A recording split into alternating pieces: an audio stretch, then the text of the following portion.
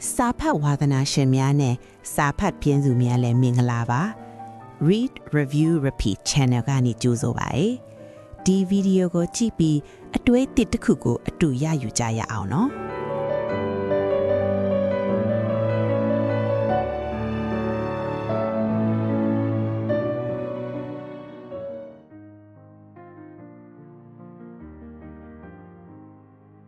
မင်္ဂလာပါခင်ဗျာဒီနေ့မှာတော့လေတကယ်ကိုဘောကိုပြောင်းလဲစေနိုင်တဲ့အစွမ်းထက်အတွေ့ခိုးလေးတွေကြောင်းပြောပြချင်ပါတယ်အဲ့ဒါကဘာလဲဆိုတော့အဓိကစိတ်ပါပဲဆိုတဲ့အစောက်တက်ကတင်ခန်းစာလေးပေါ့ကဲဘာလို့ဖြစ်မလဲအတူတူကြည့်လိုက်ကြရအောင်ဒီစောက်ရဲ့အဖွင့်ကတော်တော်လေးစိတ်ဝင်စားဖို့ကောင်းတယ်ကျွန်တော်တို့နေ့စဉ်နဲ့မြခန်းစားနေရတဲ့စိတ်ဖြစ်စီမှုတွေစိတ်ညစ်စရာတွေကိုအရန်ထိမိတဲ့ဥမာလေးတစ်ခုနဲ့စထားတာဗျာစိတ်ညစ်စရာတွေကိုရင်နှွေးဖို့တစ်ခွက်နဲ့နိုင်ထားတာဟုတ်တယ်မလားဒါကကျွန်တော်တို့အားလုံးခံစားဖို့တဲ့အတွေ့အကြုံမျိုးကိုတန်းပြီးမြင်သွားစေတယ်ဟေးအဲ့ဆောက်ကတော့ဒီမှာတွေ့ရတဲ့အဓိကစိတ်ပါပဲဆိုတဲ့ဆောက်ပါပဲသူကဘာကိုအဓိကပြောချင်တာလဲဆိုတာလေကျွန်တော်တို့ဘဝကိုထိန်းချုပ်နေတဲ့စွမ်းထက်ဆုံးလက်နဲ့ဆိုတာတခြားမဟုတ်ဘူးကိုယ့်ရဲ့စိတ်ပဲဆိုတာကိုပဲသင်ပေးတော့မှာပါကဲဒါဆိုရင်ပထမဆုံးပိုင်းကိုတွားလိုက်ရအောင်ဒီဆောက်ရဲ့အခြေခံအကြဆုံးဒါပေမဲ့အစွမ်းထက်ဆုံးဖြစ်တဲ့အတွေးခေါ်အဓိကစိတ်ပါပဲဆိုတာဘာကိုဆိုလိုတာလဲအတူတူလေးလိုက်ကြည့်ကြပါပေါ့ဒီဆောက်ရဲ့အဓိက concept ကတကယ်တော့အရင်ရှင်းပါတယ်ကျွန်တော်ရဲ့ဘဝတစ်ခုလုံးပျော်တာတွေအောင်မြင်တာတွေဒုက္ခရောက်တာတွေကြာရှုံတာတွေအားလုံးကကိုယ်စိတ်ကနေပဲစားတာပါတယ်စဉ်းစားကြည့်လေမနှမိုးလင်းလို့စိတ်ကြည်ကြည်လင်းလင်းနဲ့စားလိုက်ရင်တနေ့လုံးအဆင်ပြေနေတယ်လို့ပဲအဲ့လိုမဟုတ်ပဲစိတ်တက်ကြနေပြီဆိုရင်တော့ဘာလို့လို့အရာရာကအလွဲလွဲအချောချောဖြစ်နေတတ်တယ်မလားဆိုတော့အောင်မြင်မှုရောကြာရှုံမှုရောအားလုံးကကိုယ်စိတ်ရဲ့ဖန်တီးမှုတစ်ခုပါပဲကဲဒီလောက်ဆိုရင်စိတ်ရဲ့အရေးပါပုံကိုသဘောပေါက်လောက်ပြီပေါ့နော်အဲ့တော့အစမပြောခဲ့တဲ့ရင်းနှွေးဖို့ဥပမာလေးကိုတစ်ချက်ပြန်သွားကြည့်အောင်ဒီဥပမာလေးကစိတ်ဖြစ်စီမှုတွေကိုဘယ်လိုကိုင်တွယ်ရမလဲဆိုတာကိုတကယ်ကိုရှင်းရှင်းလင်းလင်းမြင်သာစေလို့ပါစိတ်ညစ်စရာတွေဆိုတာအဲ့ဒီရင်းနှွေးပူခွက်လိုပါပဲတဲ့အိမ်တွင်းရဲ့ပြဿနာတွေအခြေကိစ္စတွေငွေချေအခက်အခဲတွေဒါတွေကိုခေါင်းထဲမှာပဲထည့်ထားပြီးစုပ်ကိုက်ထားလေးအဲ့ဒီပူကကိုပဲပြန်ပြီးလောင်ကျွမ်းစေလေးပဲတကယ်တမ်းကျတော့အဲ့ဒီပူရန်ကနေလွတ်ဖို့ဆိုတာဒီလမ်းကတစ်ခုပဲရှိတယ်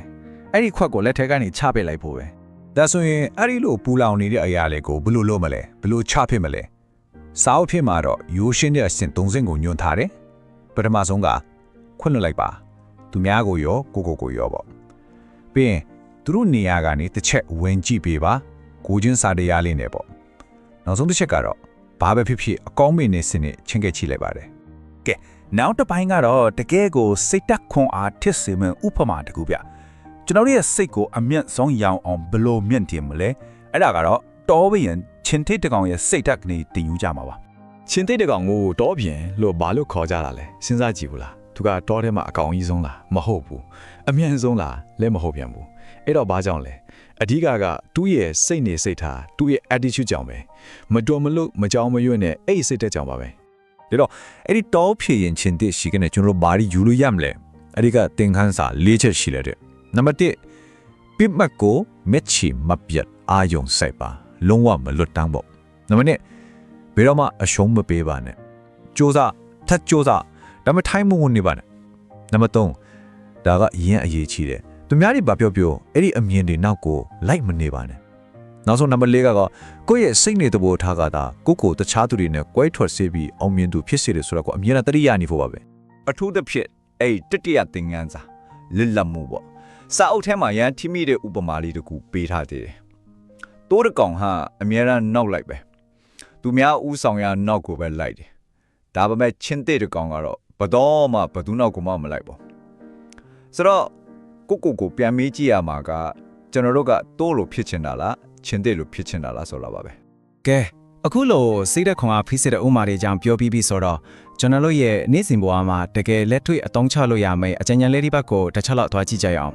ဒီစာအုပ်ထဲမှာကိုယ့်ရဲ့ကိုယ်ပိုင်ကဘာလေးကိုကာကွယ်ဖို့အတွက်တော်တော်လေးလက်တွေ့ကြတဲ့နီလန်းတစ်ခုကိုမျှဝေထားပါတယ်အဲ့ဒါကဘာလို့လဲဆိုတော့ကိုယ့်ရဲ့မိသားစုပြဿနာကိုယ့်အချစ်ရေးကိုယ့်ရဲ့နာဂတ်အစီအစဉ်တွေနောက်ပြီးကိုယ့်ရဲ့ဝင်ငွေဒီအရာတွေကိုလူတိုင်းကိုရှောင်မပြောဖို့ပါပဲဘာလို့လဲဆိုတော့ဒီအချက်တွေကတချို့လူတွေအတွက်ကိုအားနိုင်အောင်လုပ်ဖို့အထုံးချတော်နိုင်တဲ့အရာတွေဖြစ်နေလို့ပါပဲယုံကြည်မှုနဲ့ပတ်သက်ပြီးတော့လည်းအရန်ကိုနက်နက်တဲ့အစော်မိန်းလေးတစ်ခုရှိပါသေးတယ်လူတွေဟာလူတိုင်းရှေ့မှာရေမောကြပေမဲ့သူတို့တကယ်ယုံကြည်ရဆုံးသူရဲ့ရှေ့မှာပဲငိုကြွေးကြတယ်စဉ်းစားကြည့်ရင်အယမ်းမှန်တာပဲနော်ပျော်နေတဲ့ချိန်မှာလူတိုင်းနဲ့ပျော်တယ်ပေမဲ့တကယ်တမ်းဝမ်းနဲ့အားငယ်လာပြီဆိုရင်တော့ ကိုတကယ်ယုံကြည်ရတဲ့လူရှိမှာပဲကိုယ့်ရဲ့အားနည်းချက်တွေကိုထုတ်ပြတတ်ကြတာမျိုးပါ ကဲဒီနေ့ပြောခဲ့တာတွေကိုမဆုံးသတ်ခင်မှာကိုယ့်ရဲ့တန်ဖိုးကိုကိုယ်တိုင်သိမြင်စေမဲ့နောက်ဆုံးဥပမာလေးတစ်ခုကိုအတူတူကြည့်လိုက်ကြရအောင်မိသွင်းတဲ့စိန်ကိုတစ်ခက်လောက်စဉ်းစားကြည့်လိုက်ပါတိပနိကြကြည့်ရင်နှစ်ခုလုံးဟာကာဗွန်အက်တမ်တွေနဲ့ပဲဖွဲ့စည်းထားတာတူတူပဲဒါပဲပါကွာသွားလဲပြင်းထန်တဲ့ဖိအားတွေအပူချိန်တွေကိုခံနိုင်ရရှိတဲ့ကာဗွန်ကသာတန်ဖိုးမဖြာနိုင်တဲ့စိန်တစ်ပွင့်ဖြစ်ပြောင်းလဲသွားတာပါဒီဥပမာကကျွန်တော်တို့ကိုဘာပြောနေတာလဲဆိုတာရှင်းနေတာပဲ